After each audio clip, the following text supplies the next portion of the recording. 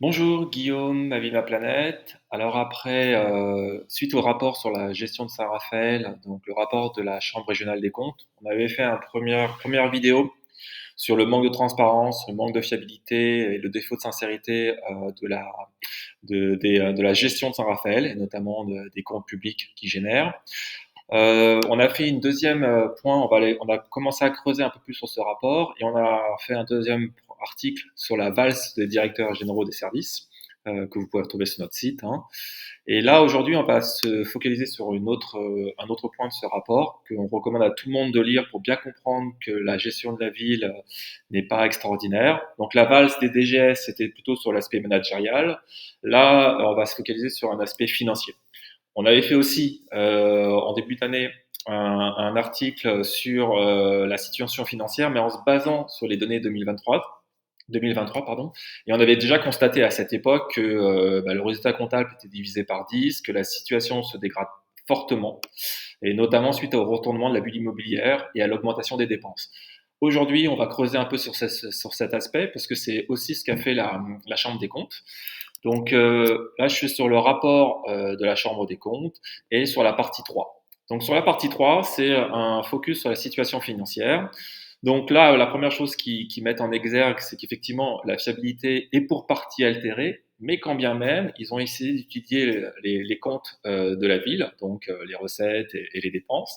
Et voilà ce qu'ils en déduisent. Donc la première chose, c'est qu'il y a une capacité d'autofinancement qui se dégrade. Qu'est-ce que ça veut dire? En fait, l'autofinancement, et on voit avec ce tableau, l'autofinancement, c'est quoi? C'est en fait, vous avez des produits de gestion et vous avez des charges de gestion. Alors, les produits, on va dire, si on peut faire une analogie, c'est les salaires, par exemple.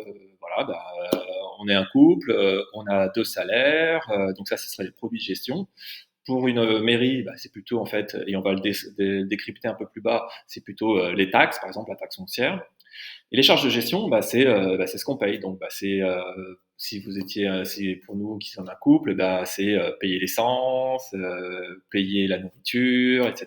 Ça, ce sont les charges de gestion. Pour une mairie, c'est principalement les charges de personnel, en fait, donc les salaires des employés municipaux, mais aussi d'autres charges, donc par exemple les événements culturels, etc. Donc la première information à noter là-dessus, donc on part de 2018 jusqu'à 2023. Donc vous voyez quand même que faut bien comprendre que Saint-Raphaël est une ville riche, hein. Quand vous voyez qu'on est au-dessus de 60 millions ou aux alentours, et voire même on décolle jusqu'à 72 millions d'euros de produits de gestion, ça veut dire que les taxes, elles rapportent pas mal à Saint-Raphaël, parce qu'on n'est que 36 000 habitants, hein. Pour 36 000 habitants, ça fait beaucoup, 72 millions d'euros. Première information, donc, c'est qu'on a eu une évolution positive, hein, et ça, c'est principalement dû notamment à la bulle immobilière.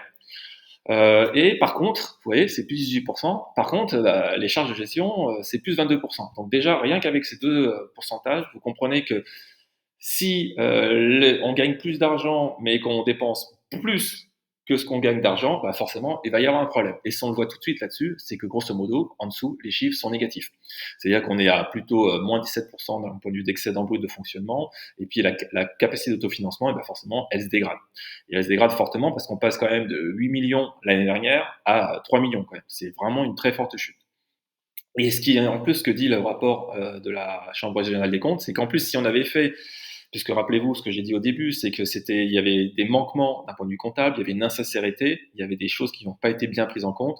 Et là, ils disent si les dotations aux amortissements et provisions étaient fiabilisées, le résultat s'établirait à un niveau plus faible encore. Donc vraiment, c'est voilà, le fonctionnement se dégrade. Et le chiffre qui est en fait assez frappant et même très effrayant, on peut dire, c'est que le résultat des sanctions de fonctionnement, donc au final, en fait, si vous regardez bien sur les 5 dernières années, enfin les 1, 2, 3, les 6 dernières années, à chaque fois on est quand même au-dessus du million, quoi. Alors 2 millions en 2018, 1 million en 2020, période Covid, donc oui, effectivement, quelques petits soucis dans la période Covid pour générer de l'argent, etc. Mais après, là, on est descendu à 461 000 euros. Enfin, on est en dessous du million. On a divisé, quoi. On a vraiment, c'est ce qu'on avait mis dans un autre article, on a divisé par 10, quoi. Et pourquoi? Donc c'est là où ils essaient d'expliquer. Et en fait, ils disent, bon, première chose, on va analyser les produits de gestion. Donc grosso modo, les ressources, l'argent d'où il vient et comment on gagne l'argent. Et ben là, ils disent l'évolution croissante des ressources fiscales. D'un point de vue ressources fiscales, d'un point de vue taxes foncières, etc., tout se passe bien. On gagne, ça génère de plus en plus. Donc nos impôts donnent de plus en plus à la mairie. Pas de souci, ils disent voilà, une augmentation significative, 26%. Franchement, tout se passe bien. Ils disent même qu'en plus, vu qu'on a beaucoup de résidences secondaires, 44% des logements, et que eux, ils ont toujours la taxe d'habitation sur les résidences secondaires, donc taxe foncière plus la taxe d'habitation, ça génère 22% de plus. Donc c'est encore plus, on a de entre guillemets, les ressources financières sont encore plus importantes. Et d'ailleurs, un aparté, mais c'est la raison pourquoi en fait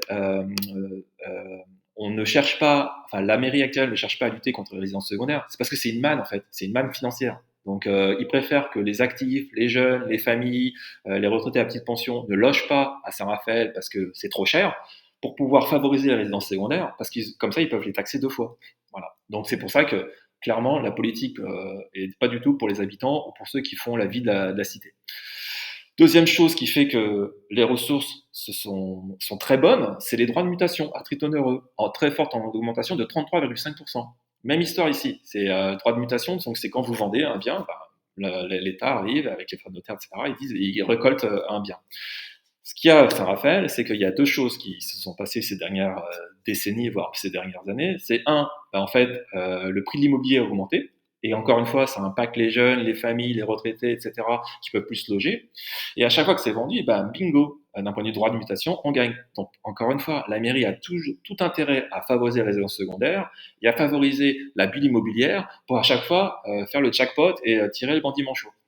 Mais sauf que là, ce qu'ils ont constaté, ce qu'on a mis sur notre article, c'est qu'on enregistre une baisse en 2023 liée à la conjoncture moins favorable du volume de transactions immobilières. Et oui, forcément, il y a commencé à avoir un décrochage avec l'inflation, etc.